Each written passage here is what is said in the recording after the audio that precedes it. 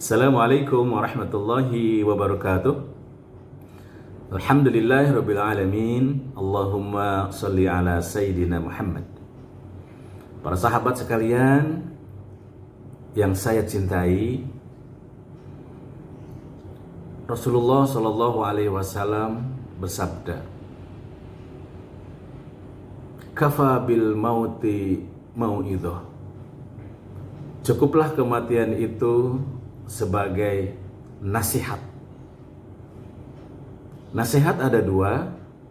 Pertama, nasihat yang terdengar, yaitu Al-Quran Al-Karim.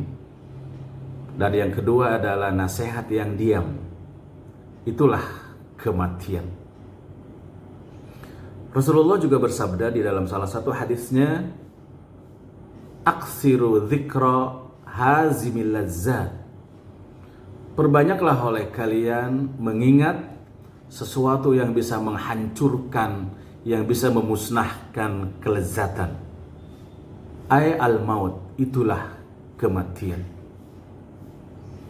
Rasulullah juga menyebut bahwa ciri orang yang cerdas adalah mengumpulkan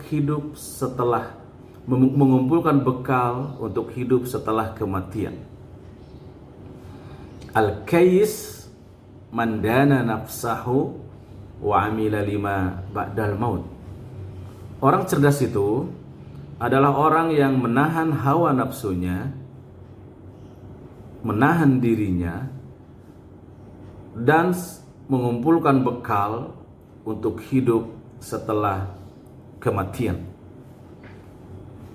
Para sahabat yang dirahmati Allah, ada seorang filosof di Jerman itu, namanya Martin Heidegger.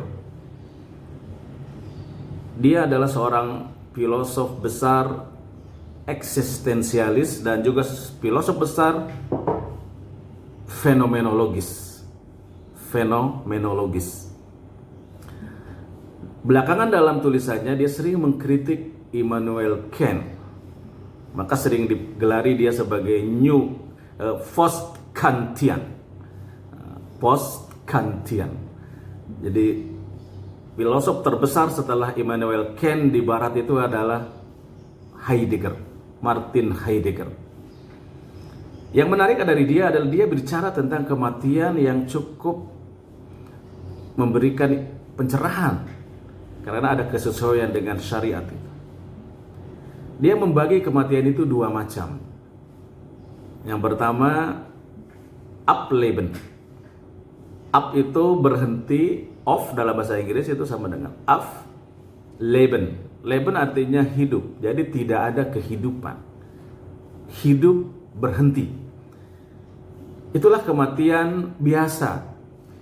Itulah kematian yang tidak membedakan antara kematian orang, kematian hewan, kematian tumbuhan. Bahkan tidak ada bedanya dengan kematian komputer, kematian televisi, kematian radio, kematian HP, dan lain-lain. Kematian alamiah, tidak ada kehidupan. Itu Ableben. Tapi yang kedua, dan ini adalah khusus bagi orang-orang yang beriman tentu saja, kematian yang memang direncanakan, memang diinginkan. Ingin mati sebagai siapa? Ingin mati sebagai apa? Dia menyebutnya sebagai sterben. Sterben itu kematian yang disongsong, yang direncanakan. Biasanya orang-orang besar, para agamawan menginginkan kematian, merencanakan kematian sebagai mati sebagai siapa. Di dalam Islam kita diajari dengan sebuah kalimat pendek yang sangat terkenal, yaitu ish kariman aumut syahidan. Hiduplah dengan mulia atau mati syahid.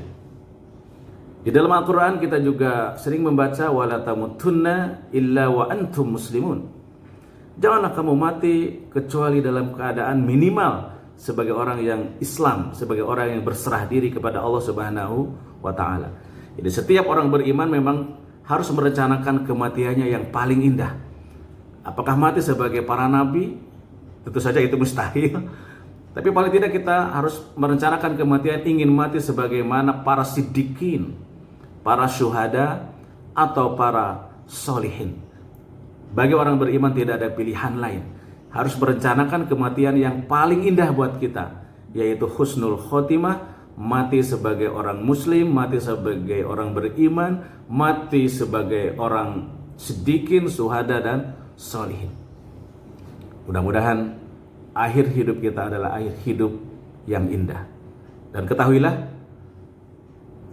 menginginkan kematian dengan cara yang seperti itu, kematian yang sangat indah itu akan mendorong manusia untuk melakukan banyak kebaikan dan akan bertahan untuk melakukan keburukan. Tidak berani melakukan hal-hal yang buruk, yang jelek, yang tidak berfaedah.